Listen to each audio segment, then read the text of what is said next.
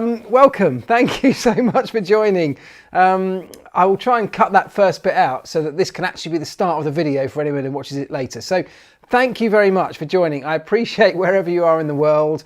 If you've just joined, you have just missed the bit I've probably cut out, which is where the camera didn't work, which is quite normal for these streams. So none of you who are regulars will be surprised, but let's get into the questions that you guys have sent me, because the first one I want to start with is a question that somebody dropped in earlier on, which said, what are the little white sticky dots on the rear wings of the current Formula One cars? And they are there for the teams measuring and the FIA measuring deflection of the rear wings. The teams can use them for monitoring how the wing moves with their own onboard cameras, particularly in the practice sessions. The FIA can use them for the new scrutineering procedure, which uses a digital rig, a digital scanning rig to scan the car and pick up on certain data points around the car to measure dimensions, positions, and make sure they're all in the regulatory boxes that the FIA mandate within the regulation. So essentially that's what they're for. Pretty basic stuff, a sticker, but it's to do with the cameras that then pick up on that and scan the car and find out what positions and angles and all those and dimensions and things like that they're for. That's it. Shall we talk about Miami? Because of course we've got to talk about Miami. It's we're on the eve of the Miami Grand Prix weekend, the first one in Formula One's history. And a brand new track, of course, that is kind of just being finished off right now as we speak.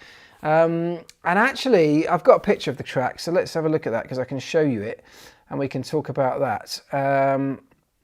Because if you have a look at this, I'm sure many of you have seen it, but that is the track layout in Miami. Now, I think it actually looks like a brilliant circuit to me. I am really excited about it. I think it's got a little bit of everything. The drivers that have tried it also seem to be really enjoying it in the simulator. I think it has got some really long straights, which are obviously going to be very, very fast. And, you can decide who you think that's going to favour. But going on recent history, you would suggest that Red Bull, with their lower downforce, higher top speed car, might really suit the really fast sections.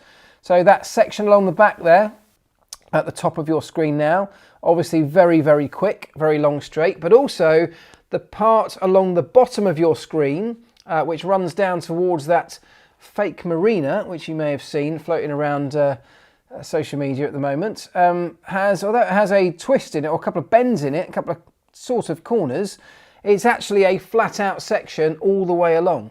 And I think, again, that is really going to suit the likes of Red Bull, who have this very, very fast car, particularly in a straight line. So I think, although it's a bit early to say, I think Red Bull will be looking at that track layout and thinking, yeah, this could be good for us.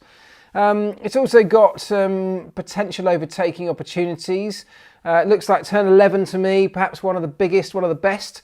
It's got some big braking zones, but it's also got some fast and medium corners as well. I'm going to expect that it is likely to be a sort of medium to low, probably low, quite low downforce weekend for most people. Let's come back to me. There we go.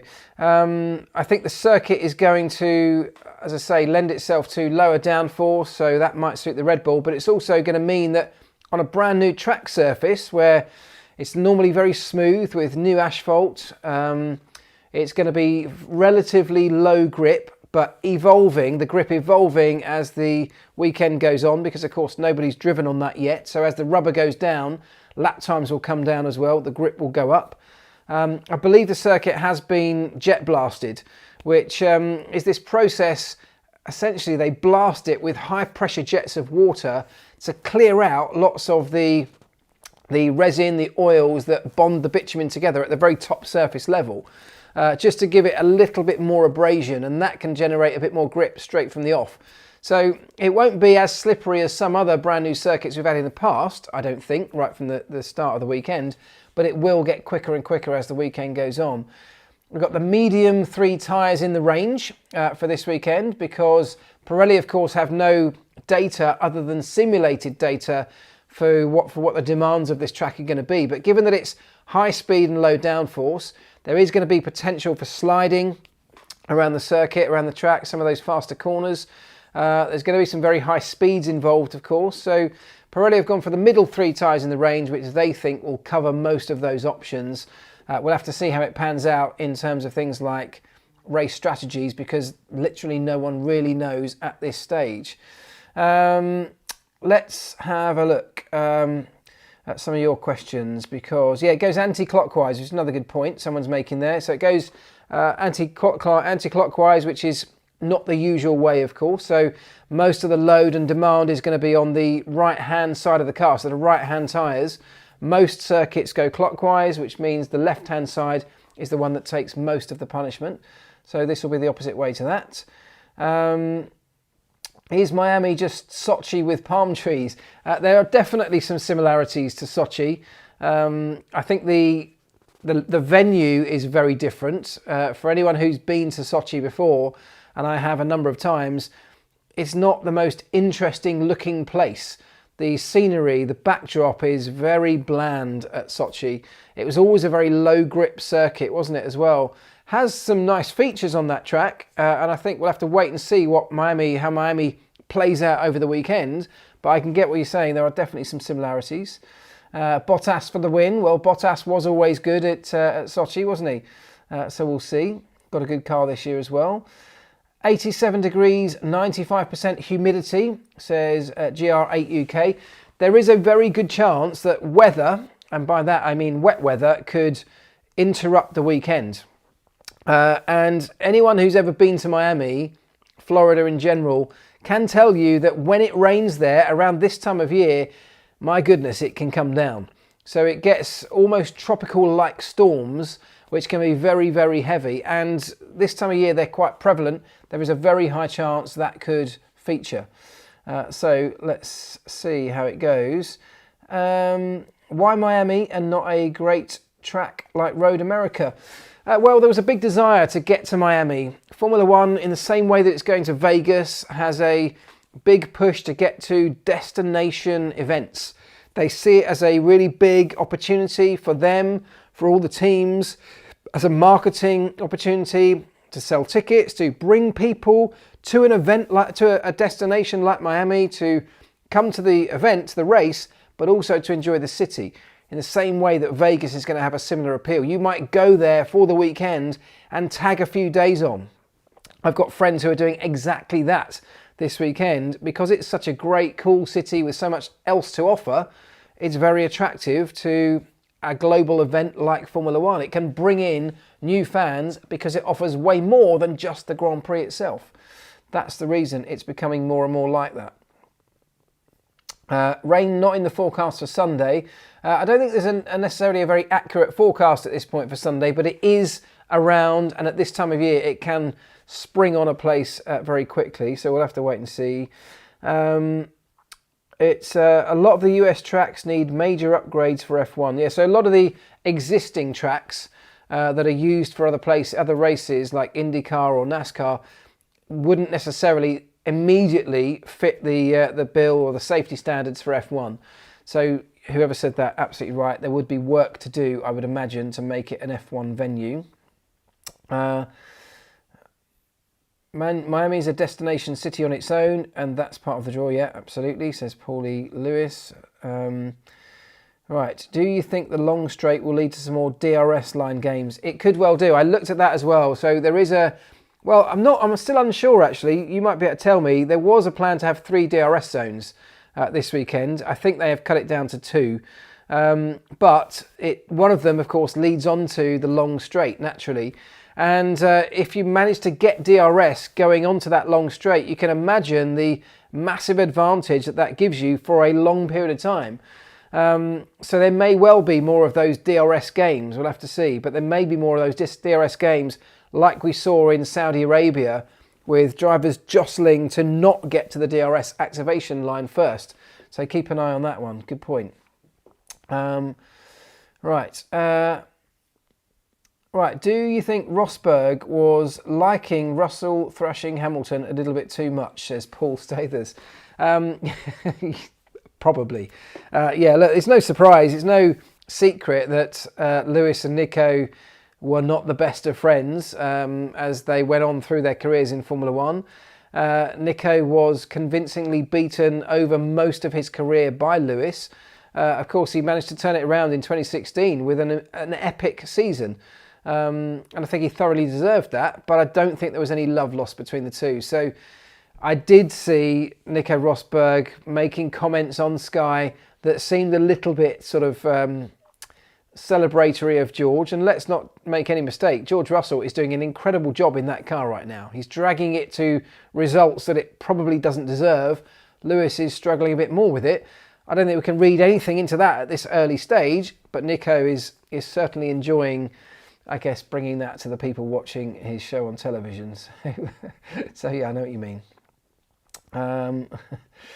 How do you think the tyres are going to work on new floor? If you mean the new tarmac, I think they'll be fine. I think the tarmac, as I said, yes, it's relatively smooth, but it has been blasted, so there'll be enough abrasion to generate heat, I imagine.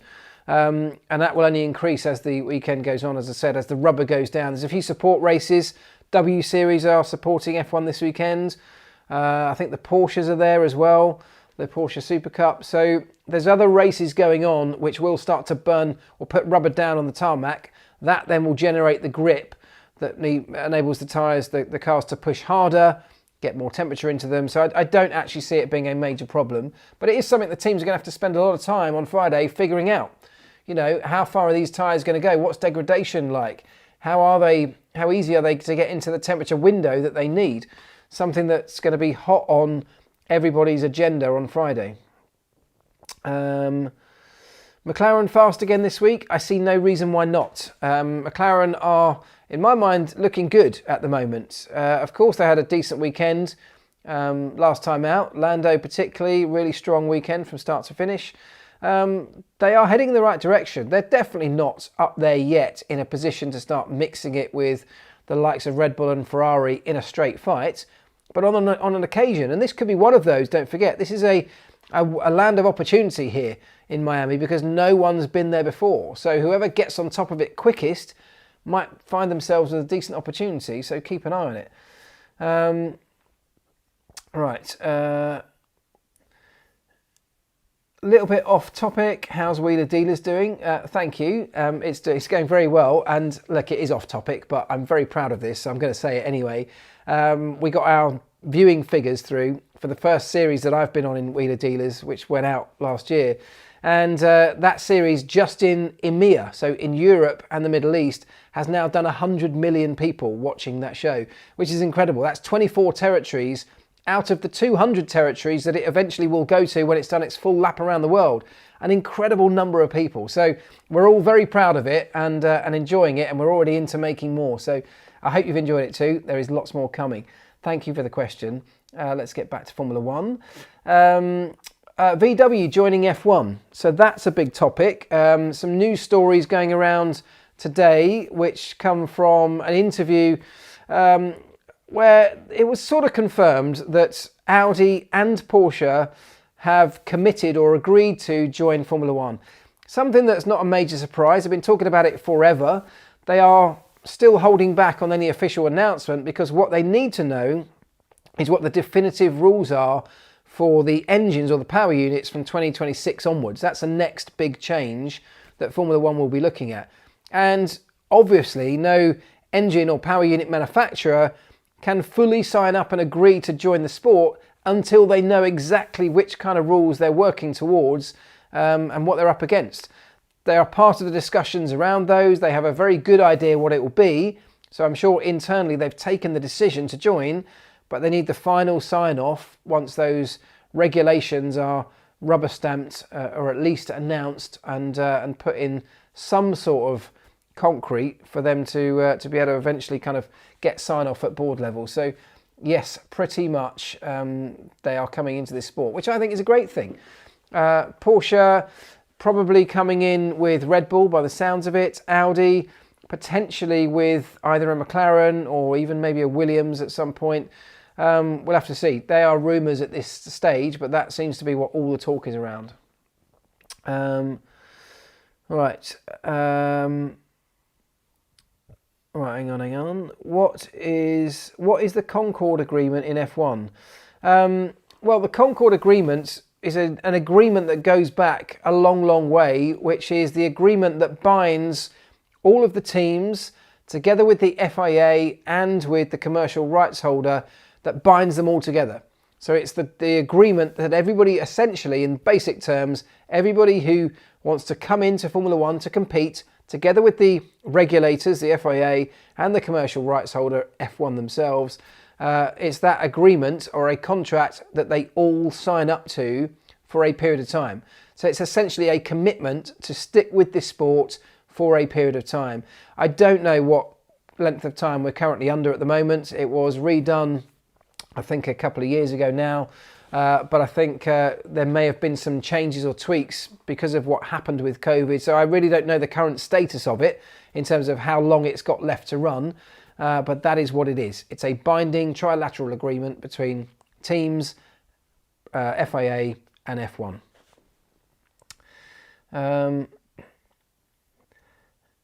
Will porpoising have an effect on this track for, say, teams like Mercedes, especially as it's new asphalt? I don't think the new asphalt will have much in the way of impact on the porpoising.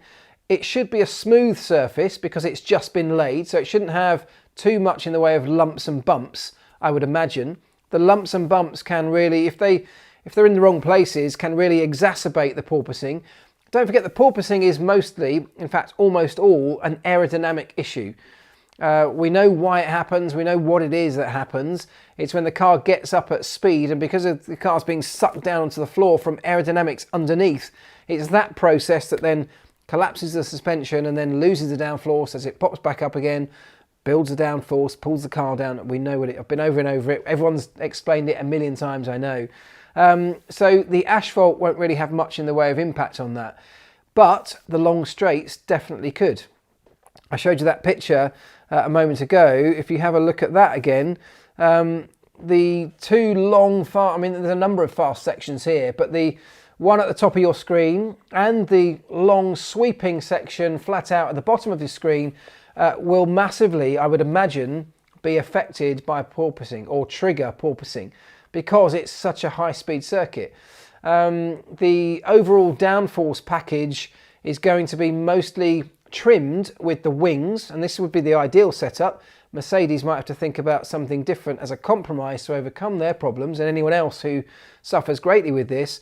But typically what you do, you would trim the downforce levels by taking off wing. So you'd put a smaller rear wing, a smaller front wing. You'd still generate the downforce you need from underneath the car, but you'd dump a lot of the drag that you don't want by getting rid of the wings on the top of the car. But you can see from that circuit layout that there are 1, 2, 3, maybe 4, even the long sweeping section that goes along one side of the stadium and the curved sweeping section around the other side of the stadium. They're all going to be very fast sectors of this racetrack. Fast sectors of the racetrack are exactly what will lead to the porpoising effect. So I absolutely believe that porpoising will continue to be an issue here.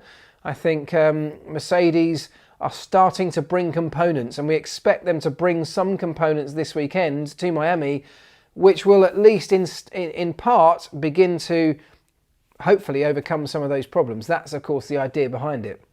I don't think they have a magic golden bullet solution, but they have a better understanding now, having done a few races and collected the data from those races. So they're starting to work towards potential solutions that might overcome the problem. But we'll have to see. Of course, no one really knows, even them, until it hits the track again. Would you like to see F1 and FE share a weekend, for example, running a short circuit layout of a street circuit? I'm not sure, I don't think Formula E would look good up against Formula One, because at a Formula One weekend, of course, the vast majority of the crowd are there to see Formula One. They're Formula One fans. In that regard, the Formula E cars I think would just look slow. I don't think they would look impressive. I don't think they'd be necessarily impressive. And I think they're much better on a standalone weekend where they have the opportunity to shine in their own light for what they are. You know, I think Formula E has a decent amount to offer, particularly from an entertainment perspective. The racing can be great with Formula E cars, but I don't think we're ever going to get to a point, certainly not in the short to medium term, where Formula 1 and Formula E get to coexist on the same event billing, for me at least. All right, hold on. Where's that question gone? I just saw a good one there. No, it's gone. Right, let's bring it back up to date then. Okay. I still think that small bumps or standoffs on the bottom of the floors would help. So did anyone see what Red Bull brought? I think it was last time out, wasn't it, in Imola? Red Bull brought a little tweak to the outer edges of their floor. Not quite the outer edges, but the outer reaches of their floor on the underside, which looked like a sort of skid that would essentially prevent the floor flexing too much. So the skid would hit the floor before the floor itself flexed all the way down to the point where it might have introduced a porpoising effect. Seems like a really simple solution, and potentially a solution that in theory sounds and looks like a good one. Something that Mercedes, I'm sure, if they hadn't thought of it already, will be looking at in the very near future, because if that can work, Mercedes of course would need that more than anyone else. So that's a nice little tweak that I saw being experimented with. I don't know if other teams have tried it yet, but yes, things like that underneath the floor might be a way of preventing the floor flexing too much without having to stop the ride height coming down of the car coming down too much at all. You know, Mercedes are having to run the car too high just to prevent the porpoising effect, which is having a massive negative knock-on effect to the handling around the rest of the lap for them. That's essentially their problem right now. They need to get the car down lower, but when they do that, the porpoising becomes even worse, and that hampers them even more than the knock-on effect of raising the car up does in their overall lap time. Can't they add some flexi-wing tech to the edges of the floor? Well, not really. It's not allowed, is the first point in the regulations. There are lots of things, by the way, that the regulators could change or introduce to overcome porpoising. I've seen George Russell talking again about introducing active suspension. I mean, if we brought active suspension into Formula 1, which, by the way, I'd love to see, not as a short-term band-aid fix, but as a longer-term, area of development that the teams can choose if they wish, given they're in a budget-capped environment where they can choose what they want to spend their limited amount of money on. If they wanted to spend it on active suspension, why not? Why not develop that technology again? It's in most road cars already.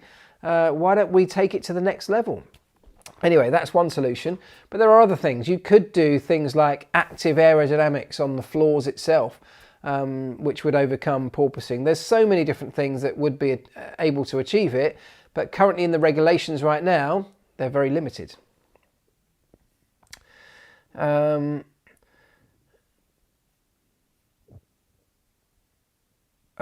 Right, so increase the floor surface area width to introduce a delay on floor drop.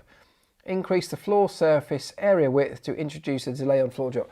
One of Mercedes' problems, it seems, is that, and you may forgive me if you already know this, you may have already heard lots of people talking about this, but Mercedes at the second test in Bahrain pre-season, of course, brought this major upgrade, didn't they, with what they call the zero pods, no side pods almost, where they shrunk the bodywork all the way in around the engine, around the power unit there, which leaves a huge amount of floor exposed from the edge of that tiny little side pod all the way out to the widest point. Now that means, of course, that extra area of floor, the most outboard section, which is much bigger on the Mercedes than anybody else, of course is unsupported in the same way it would be if the side pod was bolted to the top of it. That would become structural, it supports the floor. So now Mercedes have got a huge amount of floor out wide, not quite flapping around, but of course it flexes a huge amount. There's a massive amount of aero pressure acting underneath that as well as on top of it, in fact. And that causes that to flex a lot. They've already put some metallic stays to try and support the floor as best they can, but even that is nowhere near enough to stop that huge expanse of carbon fibre from flexing.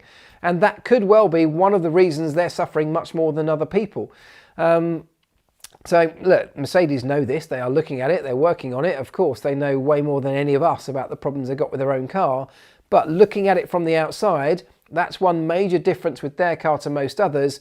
And it kind of makes sense that that might lead to a problem like the porpoising they're suffering with. So expect, if we do get updates on the Mercedes, that they might be in that sort of area.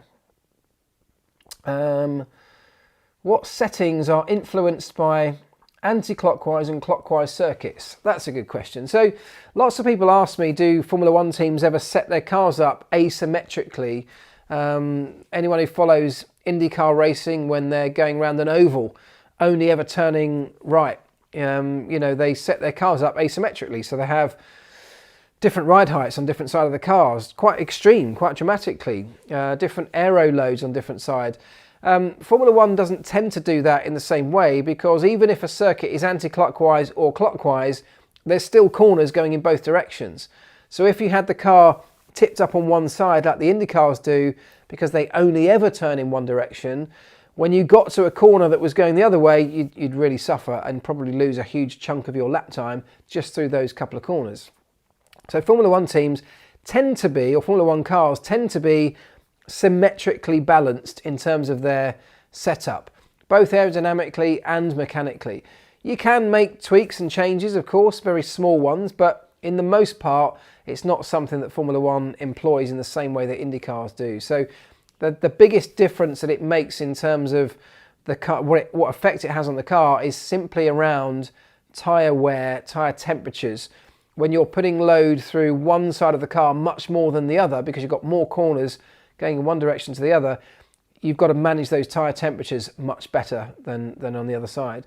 So you can do that with a few minor suspension tweaks, but there'll be very small differences, if there are any, between one side and the other. Nothing like you might be aware of on an Indy car. Oh yeah, it is left. Did I say the Indy cars turn right? They don't. They turn left, don't they? Yes, thank you, everybody. Cool, you lot are good, aren't you? Everyone picks up on that. Of course it's left. McLaren's car seems to generate floor-sealing vortices very nicely. This may give them a nice path to a great performing car. Now they've just got to fix the brakes. I mean, the McLaren car is a strong car. It's a strong package. They still haven't figured it out. And nobody really has yet fully figured out their car yet. I mean, even Ferrari, who got off to a blistering start, are yet to bring their big upgrade. It's not coming to Miami, so it may be in a race that follows that very soon. I don't know if they've announced an exact race weekend they expect to see that, but they haven't brought anything major to their car yet. That could well bring them into a big step forward from where they are now. Red Bull, of course, brought some significant upgrades last time out, and we saw the results of that. But if Ferrari can take a big step from where they are, in an era where there's new regulations, brand new cars, there's big opportunity to take reasonably big jumps forward with every upgrade if you get it right. McLaren are in the same boat. They've got a good basis of a car, it's solid. If they can find a step forward with an upgrade, having learnt a lot about it in the first few races, there's no reason they can't join the battle towards the front. And I wouldn't put it past them.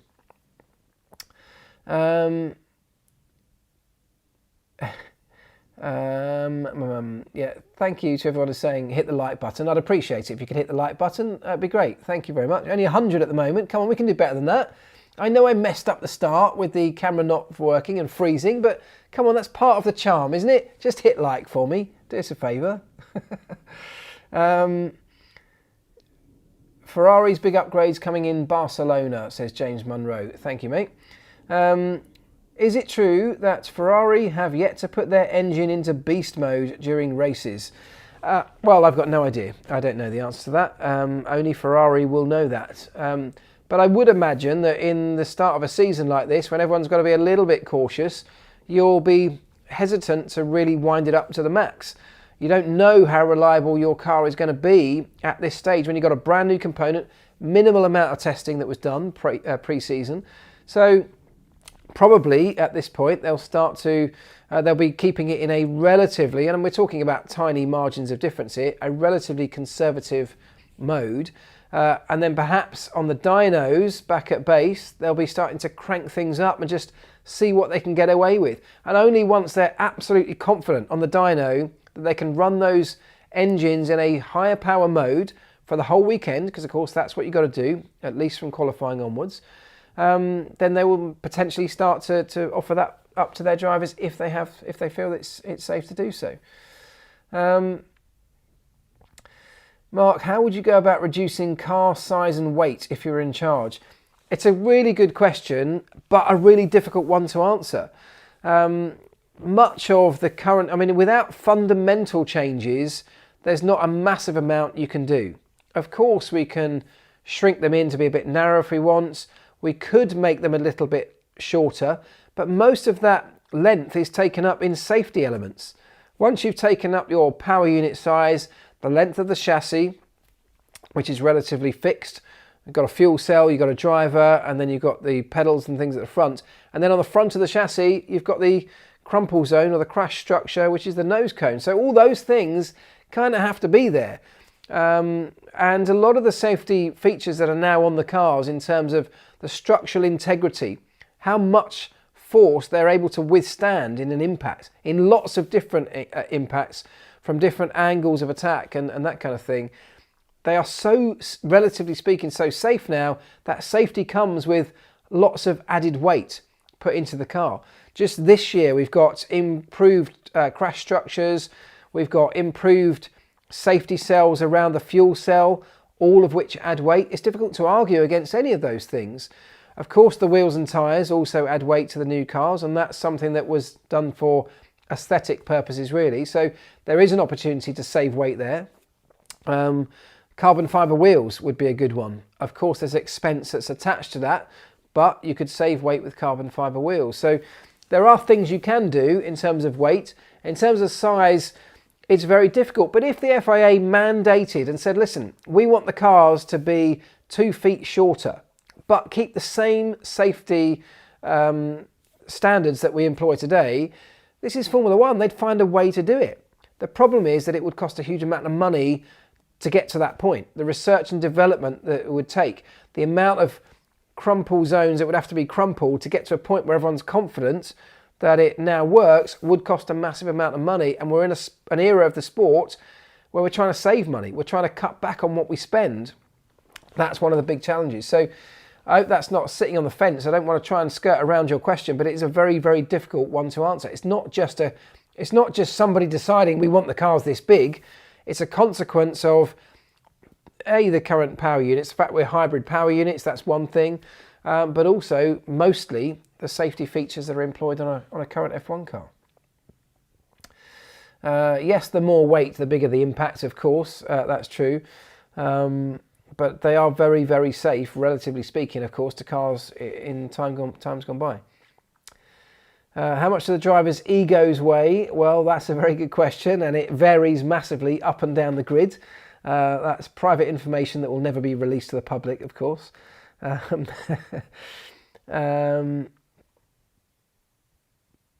Oh, well, everyone just say goodnight to William Harris, because William Harris is off to bed now, because he's absolutely shattered.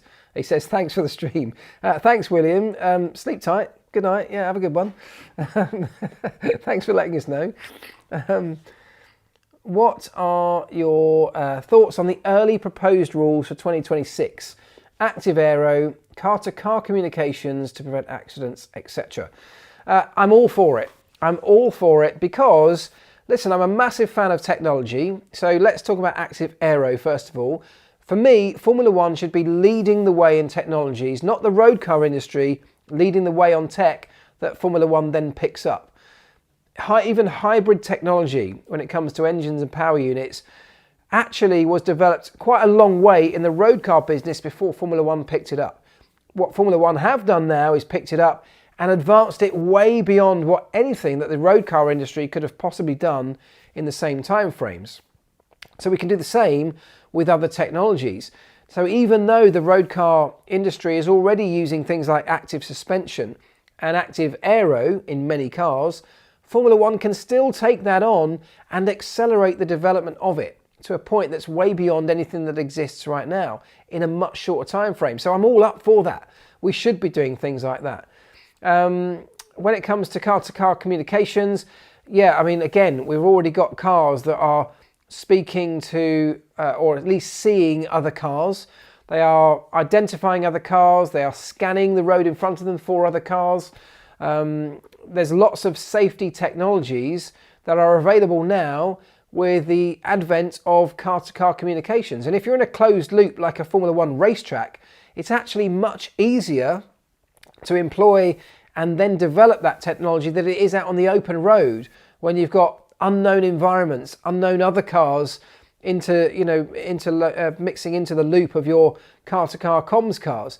If we talk about 20 Formula One cars, we can relatively easily, put car-to-car comms on there where the cars can talk to each other, which could provide definite safety improvements. And if we can develop that technology, of course, it could then potentially be rolled out in the real world, which would be a massive win for Formula One. So I'm all for it. I love it. The idea of sustainable fuels, that's the other big one for 2026 and beyond.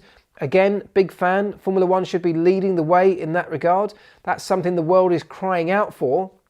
And if F1 can be the one that develops it and accelerates the development, again, another massive win for this sport, and one that really ticks a big green sustainable box as we're moving towards carbon neutral events and a even greater reliance upon sustainable fuels and sustainable technologies for this sport moving forward. So I think the ideas that are being bandied around at the moment for 2026 and beyond, I think are all being put in for exactly the right reasons. So yeah, big fan. Helmet cam. What do we think of helmet cam, says Nick Hardy. It's definitely got better this season. What do we think? I'd love to know what you think actually of the helmet cam, because I think it's a really brilliant insight into what a driver sees behind the wheel. Whether I want it as part of my Grand Prix coverage, I'm not sure. I think, for me personally, and this is just personal opinion, nothing more than that, I think it's the sort of thing that I would love to be able to go back into afterwards and take a look at. So when an incident has happened, I want to be able to go back in using my red button or find it online, go in and access that helmet cam footage to see what happened in a big overtaking move or a big accident or at the start of a Grand Prix. Do I want it as part of my coverage? I'm not convinced by that, because the quality of the camera is not as good. And yes, it's a bit of a wow thing at the moment because we haven't really seen it very often. I don't think we get too much out of it during a race situation. So I'd like to see better coverage from off-board cameras, or certainly on-board and off-board cameras, and then be able to have access to that helmet cam to come back and watch later if I think there's something worth watching. So I'd love to know what you think. Let's see what you're saying. Loved the helmet cam. Would like to see it stabilised though, says Michael. Yeah, I mean, I agree with that. Absolutely. Helmet cam is good. Yeah, I mean, look, so mixed views, I guess. Mixed views about helmet cam by the look of it. I just think it's a nice addition, but I certainly don't want to see a director staying on it for too long, because actually the quality of the footage isn't great. It's a nice driver's eye insight. The quality's not great, as somebody said there. It's not stabilised. It's a bit all over the place. It's a limited view through the visor from that camera. So does it offer us too much, or is it just a nice little thing to be able to dip in and out of every now and again? That would be my opinion. Put the helmet cam in front of the visor. The layers of the visor distract. Yeah, I mean, that's the sort of thing I'm talking about. You get a little bit of the edge of the helmet, don't you? You get the layers of the visor, which actually blur the vision from a camera perspective. So yes, maybe it can be improved, but I'm not against it. I think it's a nice invention, a nice addition. I just don't want to see it all the time. Yeah, good point. Kiwi says, I don't think Marc should be talking about cameras. Yeah, fair enough. Fair play. You can have that one. Yeah, good. It's a very good point. Who am I to start talking about cameras when mine didn't work for the first 5 minutes of this very broadcast? There you go. Right. Helmet cams will be good for race reviews. Yeah, exactly that sort of thing for me. Right. What do you think about F1 making a possible return to South Africa? I'd love to see it. Yeah, look, it's a place that Formula One, of course, used to go to, but it's a long, long time ago now. I think there's a big market for it. I think there's a big desire for it. I think there's a lot of interest in Formula One out there. But like anything, someone needs to pay for it. There's got to be a desire and an ability to fund the Grand Prix, and it isn't cheap. So that's almost always one of the major sticking points in putting a Grand Prix somewhere. There are some great locations around the world that are worthy of a Grand Prix, but someone has to pay for it. And on top of that, of course, we do have to find a solution to this potentially ever-expanding Grand Prix calendar. There are solutions in terms of rotating events potentially, in terms of changing the weekend format even further than we've done this year. There's lots of things that could be done to make that happen. Rotating crews within those teams. There are solutions, but if we want to start expanding to more and more places, we need to think seriously about those solutions rather than just kind of latch on to the idea of another great race somewhere. Because at some point before you know it, we'll be at 25 races. Nothing really will have changed from the team's perspective, from any other stakeholders in the sport, and we might find ourselves in a little bit of trouble somewhere.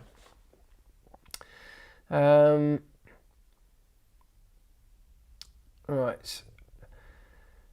An F1 GP is like putting on a Super Bowl for a country. Well, it can be, but you know, a Super Bowl is expensive. It can bring in a huge amount of revenue off the back of it if you do it right. Absolutely. And you know, the thing about a Grand Prix, unlike a Super Bowl, is you can, if you do a right deal, you can have it back every year. You can have it come to your country or to your city every single year. You can't do that with a Super Bowl. So yes, it brings in massive numbers of eyeballs, and if you exploit that correctly, it's a great opportunity. But if you haven't got a suitable venue at this stage, there's massive investment required early on, up front, to get anywhere near the point where Formula One will entertain the idea of coming to your town. So it is expensive. What is FlowViz for, basically? Right, you need to go and check out the video on this very YouTube channel where I made some FlowViz. It's a cute little video. I did it with my little daughter when she was off school one day. I've made up some FlowViz. It's made up of a sort of aluminium sort of powder, or titanium powder I think it is, mixed with paraffin and a little bit of dye in there. And essentially when it's dropped onto the car and the car starts moving, as the airflow passes over the bodywork, it blows that fluid along the path that the airflow is taking over that car as the car gets to speed. Then very quickly, once the car's at speed, that fluid all dries, it evaporates, the paraffin evaporates, leaving only the dyed powder, almost like a dry paint, on the side of the car. So when the car comes back in, you get a visual snapshot of exactly the path that the airflow is taking. And from that, you can start to see if the airflow is remaining attached all the way along the surfaces that you need it to. Is it messy and turbulent? Has it become detached? Has the wing, for example, stalling? And you can see that from the patterns that the FlowViz leave behind. And then when you've got your pictures of it, you wipe it away, it just comes off like a dusty paint and it's gone. When I say it's gone, it's not really gone, because as a mechanic in Formula One, you're finding that stuff. If you put it on in Australia in the first couple of races, you're finding that stuff right at the end of the season, down all the little nooks and crannies. It's an impossible thing to completely get rid of, but a really nice, quick and easy and cheap way of getting that snapshot of what your car's airflow is doing. Patrick Leclerc says it's an awesome video, well worth watching. Thank you, Patrick. So yeah, go and have a look for it. I forget what it's called, but if you search FlowViz on this channel, you'll see it. Right. The race where the dirt was sticking to the wet car gave a lot of clues to airflow and Aero. Yeah, absolutely. So that often happens when it's wet. you get exactly the same sort of effect. And believe me, all the teams are there taking pictures of everyone else's car, particularly on a wet race, because for exactly that reason. Because you start to get these patterns that the rainfall has left being blown down the side of the car in the same way that Flovis does. So they're all there getting their photographers to get snapshots of everything on every other car, even more than normal on a wet race, and then they start studying those photos to see how it compares to their own.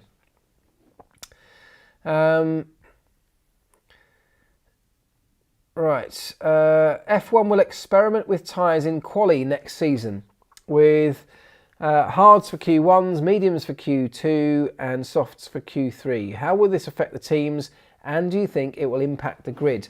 Yeah, so this is a proposed idea for next season. They're going to trial it, I believe, at a few races, where instead of having options for tyres, everyone just, exactly as that question says, uses one tyre for one session, another tyre for another, and another tyre for the last session. And the idea behind it is to try and reduce the overall number of tyres that the teams get for a Grand Prix weekend. So instead of having 13 sets for the weekend, you'll have 11 per car. That's the idea. There are obvious advantages to that. Costs become lower. Pirelli don't need to bring as many, so transportation costs, there's a knock-on effect. Environmentally it saves, it's all being done for the right reasons. What will it do to the race? In terms of the qualifying sessions, everyone's on the same tyre, so there's no advantage or disadvantage for any of those sessions. There's no option to choose something different. When it comes to the race, it just means you have less options available to you. So, for the whole Grand Prix weekend, you have less options available. You'll still have the same 3 different types of tyre at your disposal, you'll just have less of them. And that will impact how you use them through practice.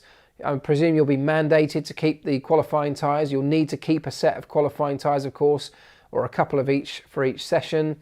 And then, of course, you'll still need your 2 tyres for the Grand Prix. So your choices as a strategy team will just become slightly reduced. So I don't think it'll impact us as viewers very much, but for the teams, it just means they have to be a little bit more careful about what they choose to run at different times over the weekend with fewer tyres available to them. Yeah, it's not going to change the outcome necessarily. It's still going to be the fastest car being fastest on the grid for qualifying. So exactly as Cosmos Trek there says, it's not going to make a massive amount of difference to the pecking order, but that's not really why they're doing it. Do the teams not ceramic coat or nano polish the cars to improve airflow? So there's actually a lot of work. I've got a meeting in, I think it's next week, with a friend of mine who, well, I won't say where he works, a friend of mine who still works in one of the teams in Formula One on exactly this subject, because there's quite a lot of development happening, or technology development happening in that space. The cars in previous years have all been painted. That was always the traditional way. They've been painted, then lacquered, in the same way your road car does, just with much fewer layers of paint, much lighter paint. So they use a lot less paint than you'd find on a road car, because of course it doesn't have to last very long. It has to be much less hard wearing than the paint on your road car. So it saves weight in that regard. But there's always a lacquered finish to it. It's highly polished for exactly that reason. They want it to be smooth, the airflow to pass over it. Then there's been theories around wood, things like matte paint, which have at a macro level, have a slightly rougher finish to the surface. Could that potentially improve airflow in terms of reducing the boundary layer that's built up over that area? That I don't think drew any major conclusions. The matte paint often was deemed to save a little bit more weight, but I don't think from an aero perspective it was ever proven that it had any major impact. Then after the back of that, we're now looking at lots of new technologies when it comes to things like wraps. So having a wrap on a car can actually save weight even further, and particularly from a marketing perspective, if you've got some fancy design, of course it's easier to do that anyway, and then you peel the wrap off and you put a new one on for the next Grand Prix. It's an easy way to change livery regularly, but actually if you can do it right, and if you can get it applied to the car in the right way, it could potentially offer a weight saving, much more than an aero saving. It still has a high gloss finish in the most part, so you still get that same polished finish, the smooth surface finish that you want for your aero, but actually it's more about weight saving than anything else. So once I've had this discussion that's coming up for me shortly, I will pass on any findings that I hear about this, but I do understand there's quite a lot of work going on in that space. In fact, I know there's a lot of work going on in that space in recent times. Right, yeah, let's get some more likes out there. Thank you, GR8UK. We're up to 200 likes. We can still do better. Come on, give me a like. Only takes a second. Just smash the button. Do it now. I'll wait for you if you like. Done it? Go on. Thanks very much. Thanks to those who did. We are now at 208 likes, so a couple of you did. Thank you very much. NASCAR's used wraps for years. Yeah, lots of motorsport uses wraps because the marketing benefit is often deemed greater in many types of motorsport than any weight saving or aero gain. In Formula One, actually, aero weight performance is king, and marketing, Formula One is able to attract marketing in lots of other ways. You know, think about Williams, who have stripped the paint off their car in the most part. Anyone who listened to my podcast, sorry, my voice is definitely going. Anyone who listened to my podcast last week, which was all about, or a big part of the Pit Lane Life Lessons podcast was about Williams stripping the paint off their car, why they've done it, what it means, and what's the sort of greater impact of that. They haven't lost any sponsors off the back of it. In fact, they got a lot more exposure when they did it for their sponsors. And of course, it saves a reasonable amount of weight. So in Formula One, performance is king. They have a massive number of eyeballs on the series. It's a huge global product that almost markets itself.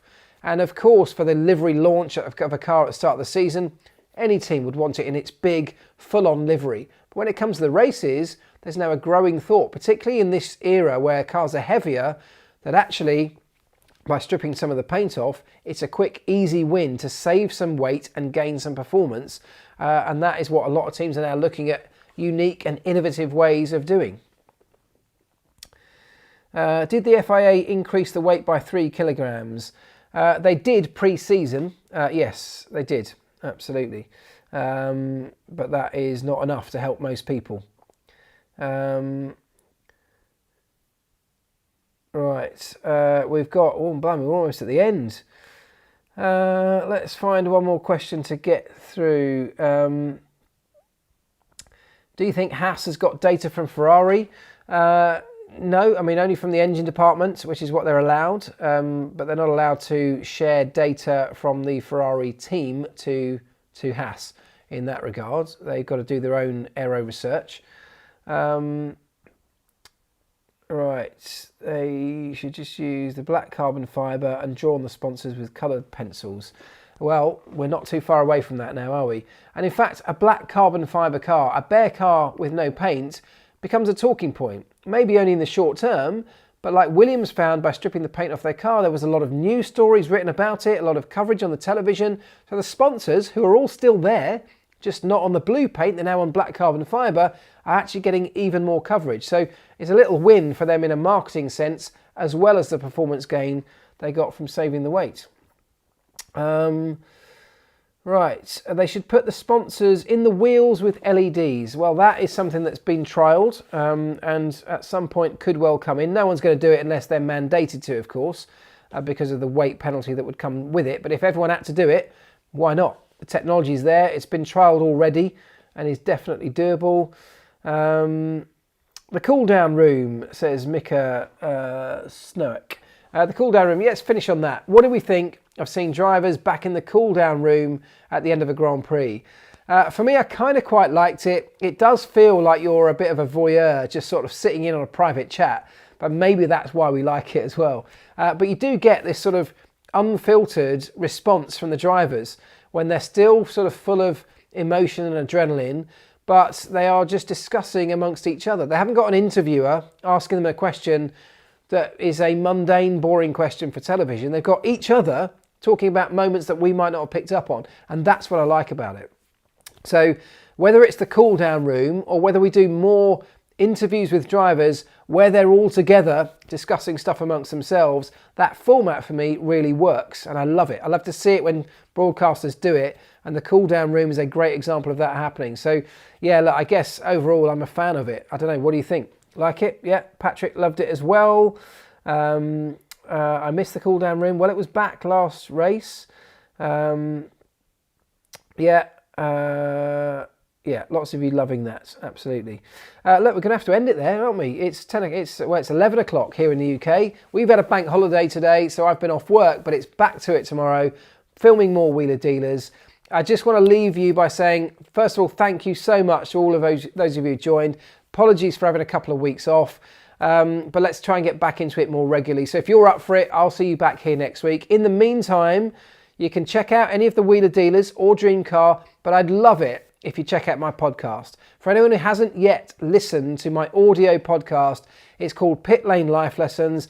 I hope you'll find it really interesting. It's taking my lessons that I've learned in Formula One from being inside one of the sport's leading teams and how I apply those now to my life and to the companies that I work with. And I hope there'll be lots in there that you can learn from too. So go check it out, Pit Lane Life Lessons, anywhere you get your podcasts from, and I will see you all next week. Thanks so much, guys. I appreciate you all. Have a good one. Ta-da!